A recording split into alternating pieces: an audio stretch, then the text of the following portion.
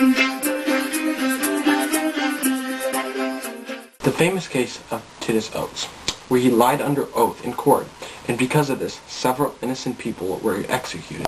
Perhaps the trial that started the statement, cruel and unusual punishment, and even the origin of our Eighth Amendment. Today, we are going to cover the Eighth Amendment and the specific wording and meaning of cruel and unusual punishment today on 15 Minutes.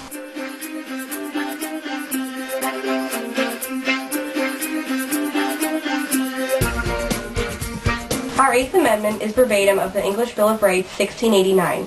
No excessive bail or cruel and unusual punishments may be imposed. Between the years 1689 and 1792, there were several punishments that are now considered cruel and unusual. One of these cruel and unusual punishments was pillory.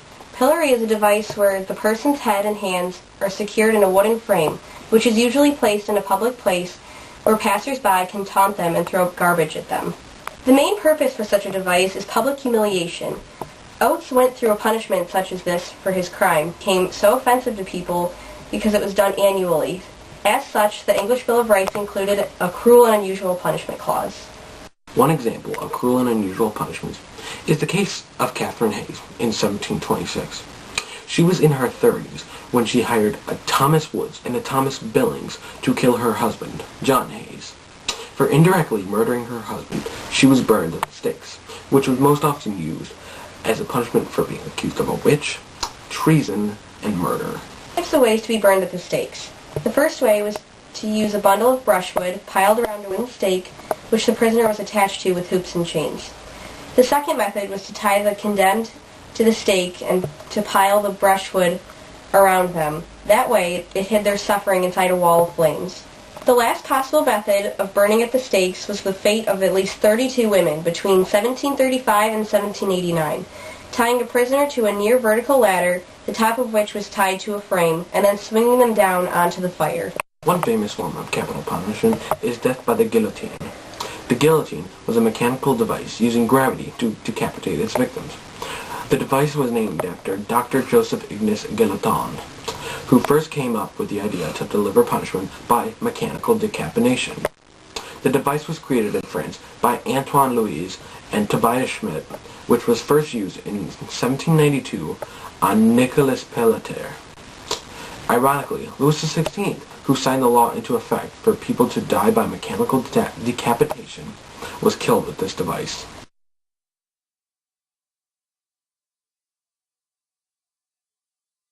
Did the Founding Fathers think capital punishment was cruel and unusual?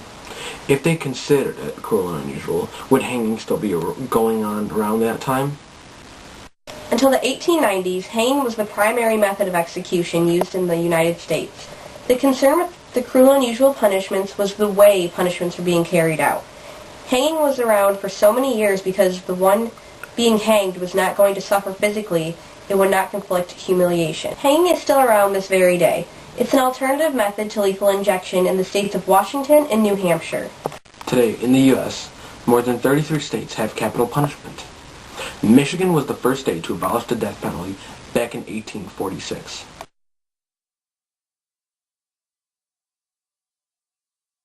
Types of capital punishment used today are lethal injection, electrocution, gas chamber, firing squad, and hanging. Lethal injection, the most common one, is when a prisoner is injected with the poison to kill them. It is considered more humane than others. There have been over 1,143 lethal injections, 157 executions, 11 gas chambers, 3 hangings, and 3 firing squad executions in the United States since 1976. The penalty has always been argued to be a cruel and unusual punishment. There have been several landmark Supreme Court rulings over the years. One such is the ruling of Francis v. Reservoir, 1947. It was argued that after a failed execution, it was double jeopardy to be executed again.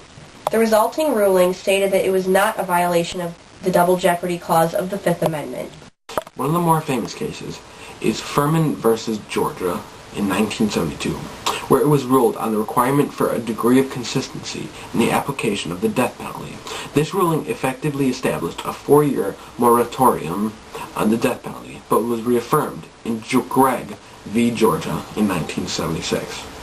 The case Ford versus Wainwright in 1986 banned the execution of insane persons under the Eighth Amendment.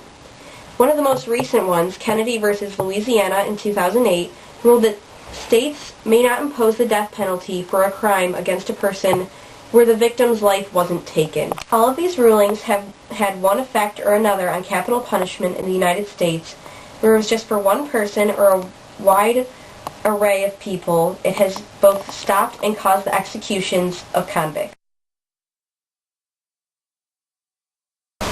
Electrocution is a method where they strap you to a chair and shock you. Gas chamber is a method where you are put into an airtight sealed room and they inject poisonous gas into the room, thus killing you. Hanging is when you are bound by the neck with a rope, then dropped to a trapdoor, thus breaking your neck. If your neck doesn't initially break, you will die from lack of oxygen. Firing squad involves 5 men armed with guns, although each one is told they have a blank to ease their guilt about taking a life. They then fired upon a condemned convict.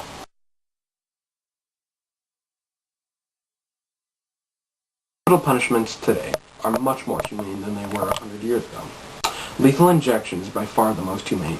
It uses poisons, such as pancuronium bromide, which paralyzes the lungs and diaphragm. Does this make us weaker as human beings? Do we let them off too easy with a quick and painless death? Here at 50 Minutes, we believe so. We feel they don't suffer the kind of pain as the families of their victims do. Today's special segment will be on death row, the last meal. A last meal for prisoners on death row is a privilege, not a right.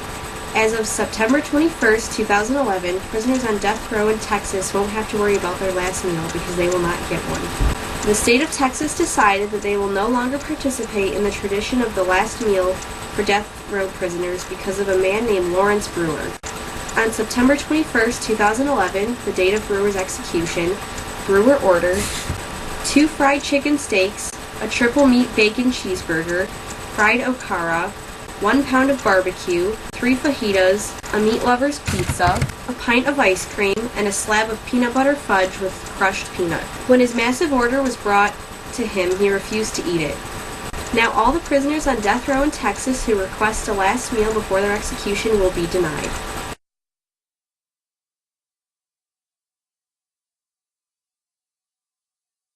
With all the information that we've discussed, we are still left with the burning question. Are we any better than the murderers that we put on death row? We leave that question for you to decide, America. Tune in next week when we dive deep into the legends of vampires. Real, mythical, or sparkling? Until then, good night, America.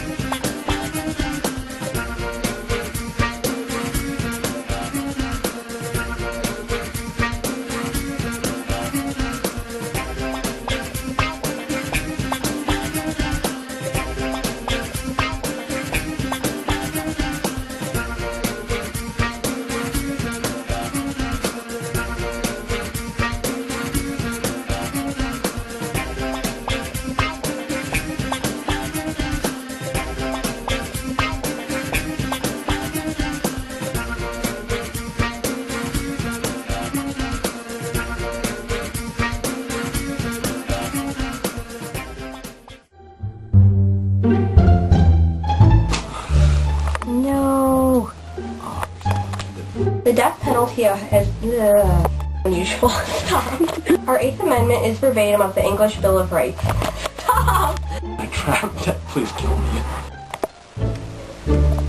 Oh. Our Eighth Amendment is verbatim of the English Bill of Rights. God. One of these punishments of what? Am I recording? Yeah. No. Oh, what? To use a bundle of brushwood. Or a wide of... What? Oh my god. What did I just say? There are 3 times. Okay, thank you. If they considered it... Okay, wait. One such is the ruling of Francis versus Reservoir. Lethal interjection. We spell injection. Injection. A last meal for... The state of Texas decided that they will not